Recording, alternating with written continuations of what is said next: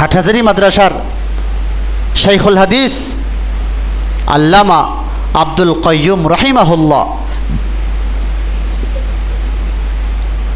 আল্লামা ইয়াকুব রহিমাহুল্লাহর ইন্তেকালের পরে শাইখুল হাদিস পদটা শূন্য হয়ে যায়। শাইখুল হাদিস পদে কাকে দেওয়া হবে? বেশ পরামর্শ চিন্তিত হাটহাজারী মাদ্রাসার তদানীন্তন সময়ের মুরব্বী আকাবির উলামা ইকরাম। আব্দুল কাইয়ুম রহিমাহুল্লাহ তিনিও হাটহাজারী মাদ্রাসার ওস্তাদ, কিন্তু মেধা ছিল বড় দুর্বল, জেহেন ছিল কম। কোনো রকম পড়াশোনা শেষ করে দাওরায়ে হাদিস শেষ করে আলিম হয়েছেন। আখলাক ছিল বড় চমৎকার, উস্তাদদের সঙ্গে সুসম্পর্ক ছিল অনেক গভীর। আখলাক এবং ভদ্রতার কারণে উস্তাদরা সিদ্ধান্ত নিয়েছেন আব্দুল কাইয়ুমকে হাটহাজারীতে রেখে দাও। ওই সময় অনেকে বিরোধিতাও করেছেন যে আরে আব্দুল কাইয়ুমকে হাটহাজারী মাদ্রাসায় রাখবো, এই তো মিজান কিতাব পড়ানোর মতো যোগ্যতাও রাখে না।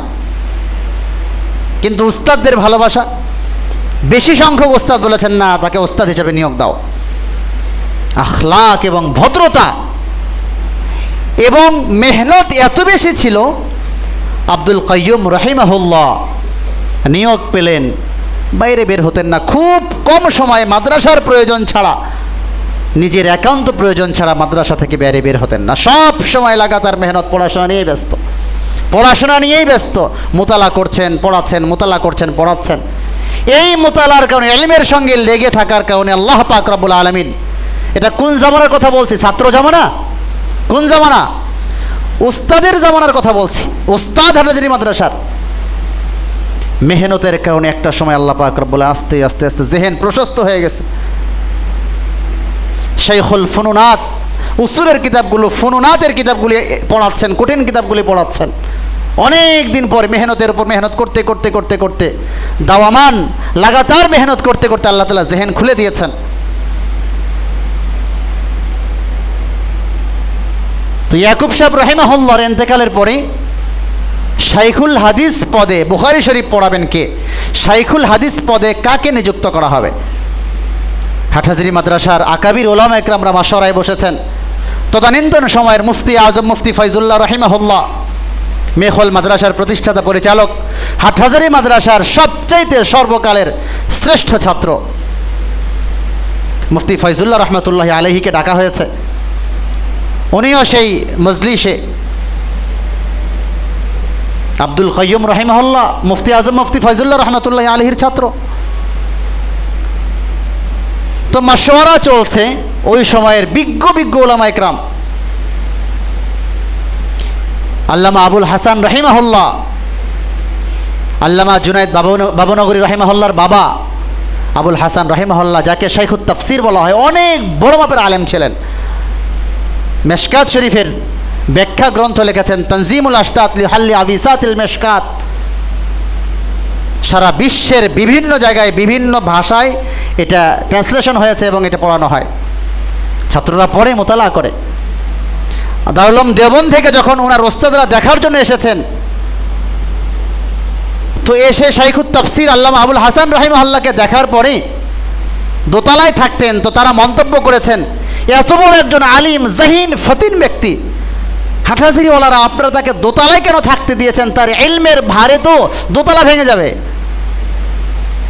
কত বড় আলেম ছিলেন আল্লামা আবুল হাসান রহিমাহুল্লাহ। রাত্রে মাত্র 2 ঘন্টা ঘুমাতেন।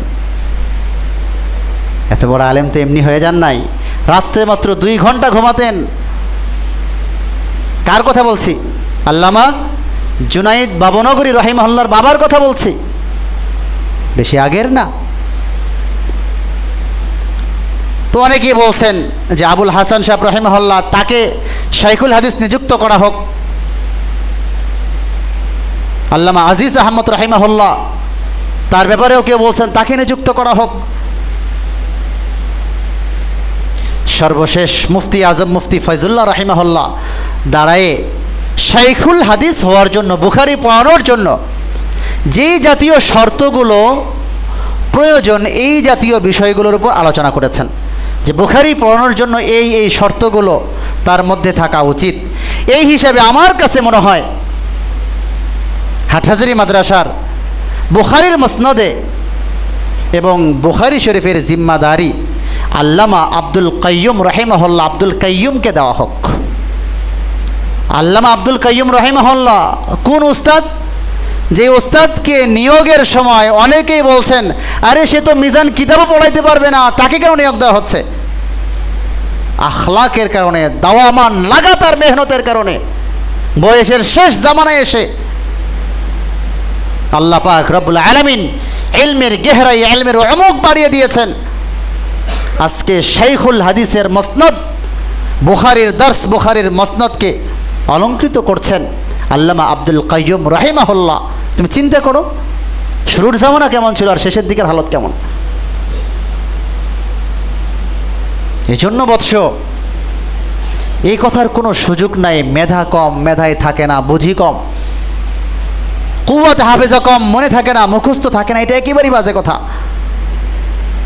তুমি মেহনত আজকের দিন থেকে লাগাতার তুমি 2-3টা মাস মেহনত করো, আগে যে মেহনত করতা তার চাইতে 10-20 গুণ মেহনত বেশি করো, 3 মাস পরে তোমার ফিগার পুরো চেঞ্জ হয়ে যাবে, তোমার হালত পুরো পরিবর্তন হয়ে যাবে। তুমি দেখো আল্লামা আব্দুল কাইয়ুম রাহিমাহুল্লাহ হজের সফরে তদানীন্তন সময়ের মসজিদে নববীর ইমামকে রাসূলুল্লাহ সাল্লাল্লাহু আলাইহি ওয়াসাল্লাম স্বপ্নে দেখাইছেন, এবার হজের সফরে 2 জন মুআজ্জাজ মেহমান আসতেছেন, আমি তোমাকে আদেশ করলাম এই 2 মেহমানকে তুমি আলাদাভাবে তাদের মর্যাদা রক্ষা করার চেষ্টা করবা, তাদের সম্মান করবা, তাদের আপ্যায়ন করবা, আদর ইজ্জত একরাম করবা।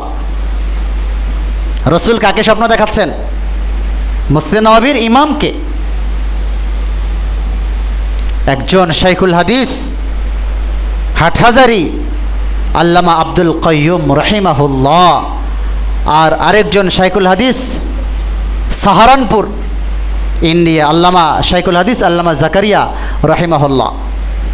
শাইখুল হাদিস জাকারিয়া রহমতুল্লাহি আলাইহি, শাইখুল হাদিস আব্দুল কাইয়ুম রাহিমাহুল্লাহ একসঙ্গে হজের সফরে, আর রাসূলুল্লাহ সাল্লাল্লাহু আলাইহি সাল্লাম স্বপ্ন দেখাচ্ছেন মসজিদে নববীর ইমামকে এই 2 মেহমানকে বড় ইজ্জত করবা।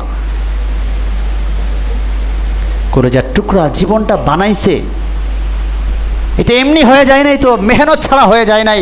লাইসা লিল ইনসান ইল্লা মা সাআ, এমনি হয়ে যায় নাই। প্রত্যেকটা সময়কে মূল্যায়ন করেছে, জীবনকে দামি বানাইছে। জীবন এমনি দামি হয়ে যায় না বাবারা, তোমার জীবন এমনি দামি হয়ে যাবে না, তোমার জীবনকে তোমাকে দামি বানাইতে হবে। যখন তোমার ইলমে, তোমার আমলে, তোমার আখলাকে, তোমার শিষ্টাচারে, তোমার ভদ্রতায়, তোমার দিয়ানতদারিতায়, তোমার আমানতদারিতায়, সর্ব লাইনে যখন তুমি শ্রেষ্ঠ হয়ে যাবে, আল্লাহ পাক রব্বুল আলামিন তোমার মর্যাদা এমনি বাড়ায় দেবেন। এটা মেহনত করে অর্জন করতে হবে, এটা এমনিতে অর্জন হয়ে যাবে না। এজন্য মেহনতের বিকল্প নাই, মেহনতের বিকল্প হতে পারে না।